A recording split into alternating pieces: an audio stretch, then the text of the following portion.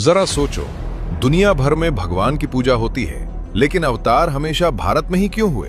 क्या ये सिर्फ आस्था है या भारत की मिट्टी में सच में कुछ अलग है? ये भावनात्मक सवाल नहीं है, ये सभ्यता का सवाल है। राम अयोध्या में जन्म लेते हैं, कृष्ण मथुरा की जेल में, हनुमान किष्किंधा की धरती पर, लेकिन आज Nepal, Mauritius, Indonesia, America, Africa, हर जगह राम है, कृष्ण है, शिव है। तो फिर सवाल सीधा है, अगर भक्ति ग्लोबल है तो अवतार लोकल क्यों?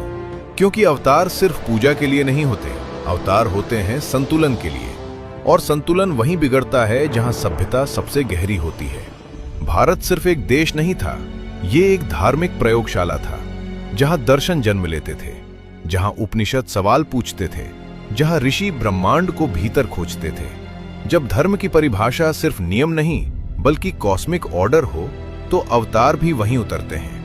सोचो, राम किसी महाशक्ति साम्राज्य में क्यों नहीं जन्मे? क्योंकि राम सत्ता नहीं, मर्यादा सिखाने आए थे। कृष्ण जेल में क्यों जन्मे?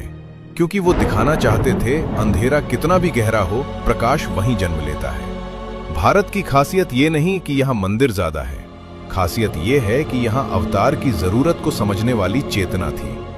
दुनिया के कई हिस्सों में ईश्वर डर बनकर आए, भारत में ईश्वर संवाद बनकर आए। यहाँ ईश्वर को सवाल किया गया, यहाँ ईश्वर से बहस हुई। यहाँ गीता में भगवान ने कहा, हे पार्थ, सोचो, समझो, फिर निर्णय लो। इसीलिए आज इंडोनेशिया में रामायण नृत्य है, थाईलैंड में राम राजा का आदर्श है, अमेरिका की सड़कों पर हरे कृष्णा गूंजता है। क्योंकि अवतार भारत में जन्मे, लेकिन संदेश मानवता के लिए था। भारत जन्मभूमि था, दुनिया कर्मभूमि बन गई। तो सवाल ये नहीं कि भगवान भारत में क्यों जन्मे, सवाल ये है, क्या हम आज भी उस धरती के योग्य हैं जहां अवतार उतरते थे? क्योंकि अवतार भूमि नहीं चुनते, चेतना चुनते हैं। अगर आपको लगता है कि भारत सिर्फ एक देश नहीं, एक चेतना है, तो इस वीडियो को सिर्फ लाइक मत करो, शेयर भी करो। क्योंकि सवाल अवतार का नहीं है, सवाल है कि क्या हम उस भूमि के योग्य हैं जहां ईश्वर जन्म लेते हैं। कमेंट में अपना जवाब जरूर लिखें।